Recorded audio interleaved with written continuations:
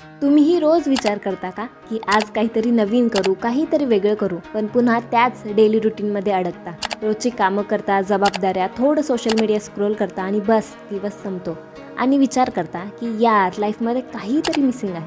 So guys, आज मी तुम्हाला सांगणार आहे अशा 15 लाईफ चेंजिंग हॅबिट्स जे फक्त तुमचं डेली रुटीन इंटरेस्टिंग नाही बनवणार, तर तुम्हाला एक नवीन डिरेक्शनसुद्धा देईल. इमॅजिन करा एक अशी लाईफ ज्यात तुम्ही मॉर्निंगमध्ये एक्सायटेड असाल, फुल एनर्जीमध्ये आणि प्रत्येक दिवशी प्रोडक्टिव्ह बनायला तयार असाल.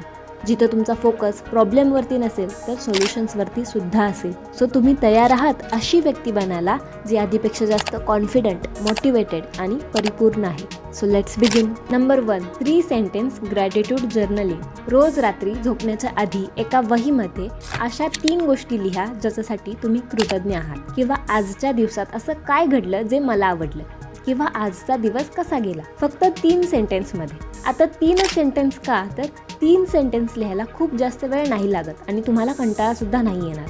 कारण हॅबिट जितकी हार्ड असेल तितकी त्याला फॉलो करणंसुद्धा कठीण होतं. ही छोटीशी गोष्ट लिहिताना तुमचा मेंदू निगेटिव्ह थॉट्स थांबवतो आणि आधीच आपल्याकडे असलेल्या गोष्टींची किंमत ओळखायला शिकवतो. Number 2, digital detox. आपण उठल्यापासून झोपेपर्यंत फोन, लॅपटॉप, TV यांमध्येच अडकलेलो असतो.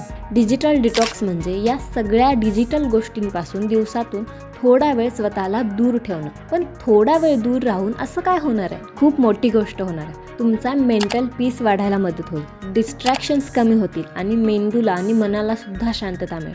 सो दिवसातून असा थोडा वेळ काढा ज्यात तुम्ही या कुठल्याही डिजिटल गोष्टींचा वापर करणार नाही. Number 3, plan your day. आपला दिवस प्लॅन करणं आपल्या आयुष्यात खूप मोठा चेंज आणू शकतं. विचार करा, तुम्हाला सकाळी उठल्यावरतीच माहिती आहे की आज काय काय करायचं आहे. सो तुमचा दिवस किती सॉर्टेड आणि स्ट्रेस फ्री होऊ शकतो. ही हॅबिट फक्त तुम्हाला प्रोडक्टिव्ह नाही बनवत, तर तुम्हाला तुमच्या गोल्सच्या जवळ सुद्धा नेते. तुमच्या दिवसाची सुरुवात टू डू लिस्टने करा, ज्यात सगळी महत्त्वाची कामं मेन्शन असतील. शिवाय छोट्या छोट्या गोष्टीसुद्धा मेन्शन असतील, जसं की स्वतःसाठी वेळ देणं, रीड करणं, फिरायला जाणं, सगळ्या गोष्टी. ह्यामुळे तुम्हाला तुमच्या प्रायोरिटीज कळतात आणि तुमची प्रोडक्टिव्हिटीसुद्धा वाढते. Number 4, avoid multitasking. एकाच वेळी सगळं करण्याच्या घाईत आपण काहीच नीट करत नाही. म्हणून एका वेळी एकच काम करा.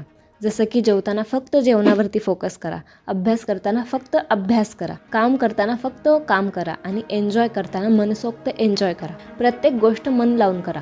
आय नो, खूप छोटीशी हॅबिट आहे पण खूप इफेक्टिव्ह आहे. Number 5, start reading 10 pages per day. तुम्हाला माहिती आहे का की 10 पानं रोज जरी वाचलीत तरी वर्षाला 10 ते 12 पुस्तकं वाचून होतात. यामुळे तुम्हाला नवीन नवीन नॉलेज मिळेल, कॉन्सन्ट्रेशन वाढेल आणि वाचनामुळे नवीन नवीन आयडियाज मिळतात. प्रॉब्लेम्सना वेगळ्या दृष्टिकोनातून बघता येतं, कॉन्फिडन्स वाढतो. सो दिवसातून थोडा वेळ तरी वाचनाला द्या.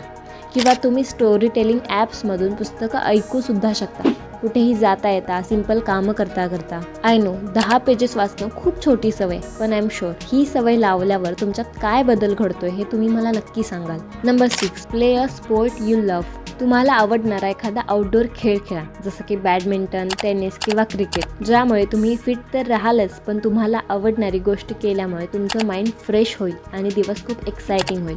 मला बॅडमिंटन खेळायला आवडतं. सो रोज नाही जमलं तरी आठवड्यातून एकदा तरी मी खेळते. त्यामुळे मला खूप जास्त फ्रेश वाटतं. Number 7, observe confident person you know. तुम्हाला आवडणाऱ्या कॉन्फिडंट व्यक्तीला ऑब्झर्व करा. कोणीही, तुमचे फ्रेंड्स, गाईड, मेंटोर, रिलेटिव्ह, कोणीही असेल, आणि त्यांच्यातल्या चांगल्या सवयी नोट करा. तुम्हाला त्यांच्यात कुठली गोष्ट आवडते, ते कसे बोलतात, कसे कपडे घालतात, कसे एक्सप्रेशन्स आहेत, सगळ्या गोष्टी नोट करा आणि हळूहळू त्या गोष्टी तुमच्यात आणायचा प्रयत्न करा, ज्यामुळे हळूहळू ते बदल तुमच्यात सुद्धा होतील. Number 8, learn new skill every month. प्रत्येक महिन्याला एखादं स्किल शिका. छोटं असो वा मोठं, काहीतरी शिका.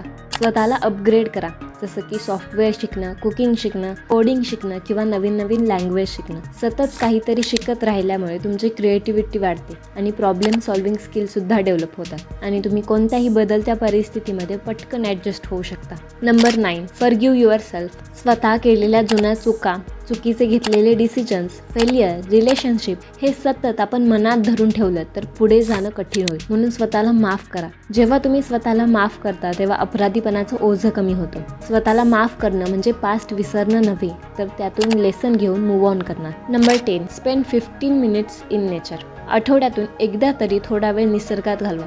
तुमच्या आवडत्या बागेत जा, वॉकिंगला जा, कुठेही फिरायला जा. हा एक खूप सिम्पल वे आहे आपला स्ट्रेस कमी करण्यासाठी.